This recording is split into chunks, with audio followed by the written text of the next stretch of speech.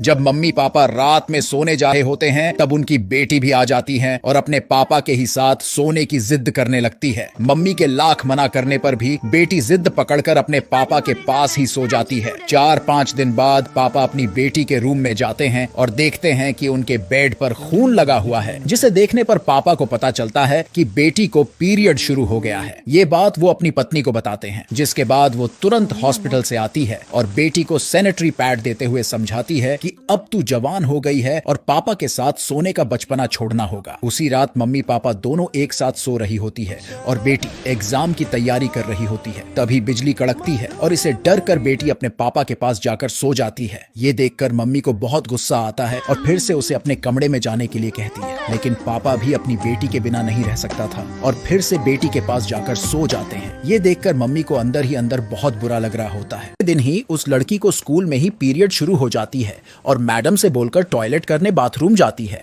और बाथरूम में उसे चक्कर आने लगता है कमजोरी के कारण।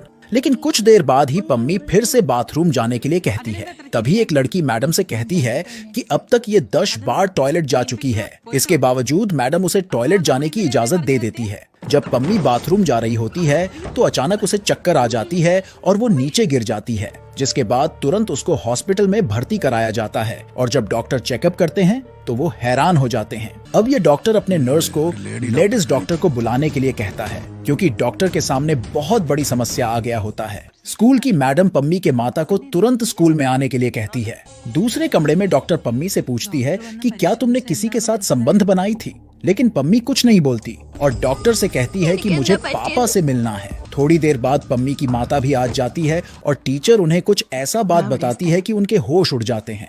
पम्मी को देखते ही उसकी माँ को बहुत गुस्सा आती है और उसे भला बुरा कहने लगती है, क्योंकि उसे लग रहा था कि वो अपने बाप के साथ ही संबंध बनाई है। सभी प्रिंसिपल आपस में बात करते हैं कि पम्मी ने किसी के साथ गलत हरकत किया है और वो गर्भवती हो गई है। इन सब बातों से घबराकर पम्मी अपने पापा गोपाल को कॉल करती है।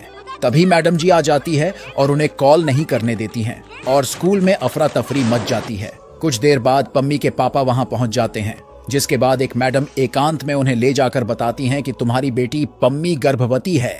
ये सुनते ही वो घबरा जाता है और उसके आंखों से आंसू आ जाते हैं। इसी बीच उस स्कूल का स्टाफ चुपके से गोपाल का फोटो खींचकर अश्लील टाइटल के साथ वायरल कर देता है।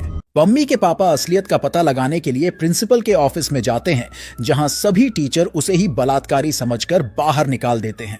स्कूल का ये स्टाफ पम्मी और उसके पापा के फोटो पर अश्लील टाइटल लिखकर उसे वायरल कर देते हैं कि एक पापा ने अपनी बेटी का ही रेप कर दिया। पम्मी के पापा कार से घर जा रहे होते हैं, तभी वही फोटो वो देखते हैं जो स्कूल के स्टाफ वायरल किया था, जिसे देखकर तो उसका होश उड़ जाता है। अब हमें कुछ दिन के बाद का समय देखते हैं, जहां एक जंगल में सुनसान बिल्डिंग होते हैं, जहां पर एक साइको आदमी लोहे को जला रहे होते हैं।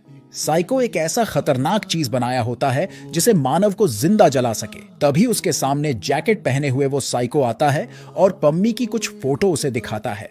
तभी हम फ्लैशबैक में देखते हैं कि ये किडनैप किया हुआ आदमी वही स्कूल का स्टाफ होता है जो पम्मी के पापा का तस्वीर लिया था और इस तस्वीर को अश्लील करके वायरल किया था।